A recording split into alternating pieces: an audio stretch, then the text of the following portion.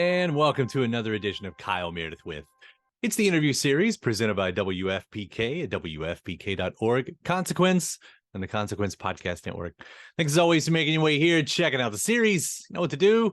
Like what you see, what you hear, hit that subscribe button. I put out 3 new interviews every single week, new one every Monday, Wednesday, and Friday. So it's a great way to keep up with your favorite artists and discover some new ones, all the usual spots in podcast land, including iTunes and Apple Podcasts, at Spotify and Podchaser, NPR, WFPK.org, YouTube for the video versions, or anywhere you get your podcasts from. I'm Kyle Meredith. Today, I'm so excited. I get to talk with Billy Crudup. Billy's back with a show called Hello Tomorrow on Apple TV Plus. And how do you explain this? Retro-futurism is the first thing you got to put out there. It's sort of set in this 1950s world, if the 1950s were like 200 years in the future or 100 years or something like that. Just beautiful, world that they've created with gadgets and flying machines. And so Billy plays a salesman that's hawking timeshares on the moon. And things don't go exactly as planned. And I can't say much more than that. Of course, it kind of gives away the whole plot. But I'm so excited. I've been paying attention to Billy since, of course, Almost Famous. He played Russell famously, almost famously on that. I had to. And of course, now it's on Broadway, too. So he did that. He was in Big Fish. The last few years, he's also been on The Morning Show on Apple TV Plus, too. So we're going to get to really dive into this show, and we're kind of going to get to geek out about the past and the future and what it all means, of course, for the present, because that's how you tie it all in. So let's jump into this right now. We're talking Hello Tomorrow, out now on Apple TV Plus. It's Kyle Meredith with Billy Crudup. Hey, Kyle, how's it going? Doing great. It's such a pleasure to talk to you. And let me say congrats on what is a beautiful series and a unique story with Hello Tomorrow. That's fantastic to hear. I couldn't agree more. I was so heartened when I read the original first 2 episodes that somebody was going to be so ambitious to make a show like this that I couldn't wait to get on board. And I'm so thrilled for people to see it now. And I hope they experience it with the kind of intrigue and interest and curiosity and fascination and joy that I did. And we all had just a memorable time making it. Yeah.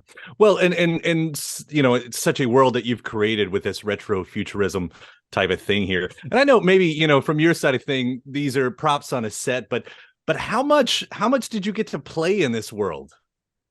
It is an extraordinary endeavor to make a sci-fi. I've only had a couple of experiences similar to this, where you have an army of people, puppeteers, robot controllers with remote controls.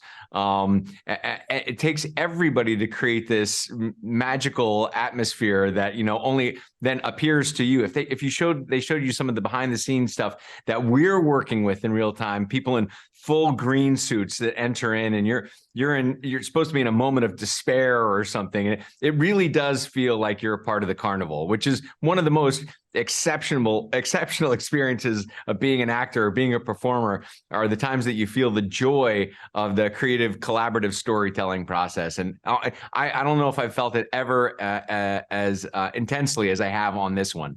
Amit and Lucas created a world out of thin air. And all of this stuff was in the script. So that when the prop master would get these scripts, his eyes would light up at the things that he got to build.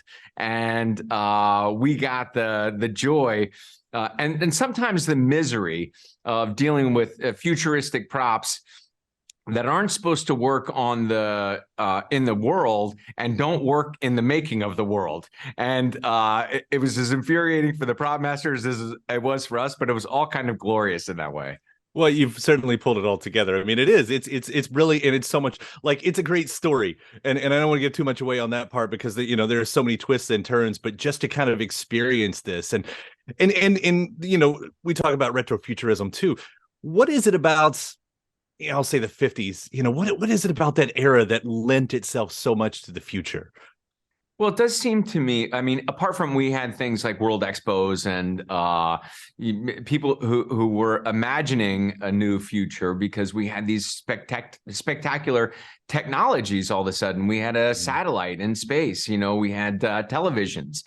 There was so much ingenuity that came out of World War II, awfully, but in fact ignited a whole revolution of productivity and interest in how we're going to use products and things to make our world a richer and safer and more profitable place for everyone. So there was a sense of, oh, the war's over. Now let's get into the hope of a peaceful future and all the joys that technology is going to bring us. And I think we imaginatively think it was like that somehow, that there were in fact jetpacks, that cars actually did hover. And even in our future, that doesn't really happen in the same way. But it's a great tool for telling a story because it reminds you that the past and the future and the present, they're all kind of similar. And when you can appreciate that, you can live for today and not constantly be waiting to say hello tomorrow. Nicely done there. Look what that. Hey, how about that? That was totally professional of me. You go back and it's especially when you look in like Popular Mechanics, so that old stuff. It's easy to kind of lose yourself in there because they were dreaming it up. And I don't want to pass over. Listen, I love Popular Mechanics now. I mean, I buy Popular Mechanics, Pop Science, and if when I look back, I used to keep the magazines too for that exact reason. I would want to see what came, and so few actually have the material that are come to fruition. But the dream of those magazines is the same dream that Jack sells. It's that let me give you a little bit of the truth that could set your creative imagination off in thinking of all the possibilities that are out there. And you do it like for these characters to have such a desperation, you do it with such a smile. And I think that's also a fun, thing to see the way you play this character. He's genuinely interested in people, and he has such an empathetic heart and doesn't always know the best ways to help people. But he knows if he listens to them and attends to them, he can figure out where they feel desperate in their lives. And then hopefully he can find something in his little bag of tricks to sell them that makes the day a little bit better at a nominal fee, obviously. But that kind of transaction is a very common American experience. And sometimes we take it for granted. We've got holidays built around buying things that will make your life a little better while showing you that people love you, as opposed to just, well, let's love each other all the time. Like we have things set up that are transactionally based, that are just the fabric of American society. And Jack is nothing if not an American. Well said there. I want to quickly bring up the music too, because that plays, in the background, such an important part, as we talk about the 50s and everything, and that's there. As we talk about Popular Mechanics and here, I first got to know you, of course, through Almost Famous when some of us did, but do you have any connection musically to that era? Because that does kind of play its own character in Hello Tomorrow. That's a great question. When I first started to hear how they were putting it together, the kind of melancholy nostalgia and then the hopeful thrill of the 50s. They had a different recording. They would re-record these classics, so they sound so familiar. They're right there at your fingertips, but there's something a little bit altered about it, and it's a magical trick that they pulled. I went through a phase when I was in high school and going into college, and I used to park cars and deliver subs, and so I spent a lot of time in my car, and I listened to nothing but Motown, and so mercifully I was indoctrinated into this incredible era of music that now has come back in Hello Tomorrow, and that's one of the reasons I must be so attached to it, because that was a time in my life that I was filled with hope for the future as well. Yeah, there's something about that. It reminds me of those Time Life cassettes that I grew up Oh on. yeah, I had all those. Heck yeah. And to quickly say, by the way, Mark Mothersbaugh from Devo doing the music to this. He's always such a genius at that and plays in it so well. Like, I don't know if you've heard that part of it, but the whole score plays into it too.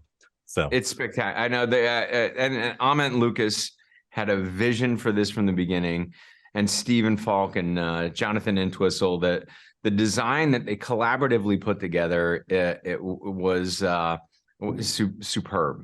Mm-hmm. Well, Billy, congratulations again on this. I mean, Hello Tomorrow. I've loved seeing every bit of it. I hope to live in this world more sometime in the future. It's going to be very similar to the present. Thank you so much for taking the time to talk about it today. Thank you. I appreciate it. Have a great day. And thanks to my guest. Also, thanks to you for checking out the episode in the series. Before you get out of here, hit that subscribe button. Again, you get 3 brand new interviews every single week. New one every Monday, Wednesday, and Friday at right here on YouTube, or of course anywhere in podcast land, including iTunes, Apple Podcasts, Spotify, Podchaser, NPR, or WFPK.org as well. A great way to keep up with your favorite artists and discover new ones as well. Then after that, actually head over to WFPK.org. That's where I do a show Monday through Friday, 6 p.m. Eastern. It's an hour full of song premieres, music news, anniversary spins, bonus interviews, Monday through Friday, 6 p.m. Eastern at WFPK.org.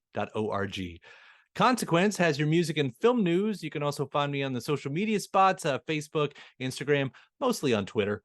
All 3 of them, the address is at Kyle Meredith. Do hope you like and follow along. That does it for another edition. I'm Kyle Meredith. I'll see you next time.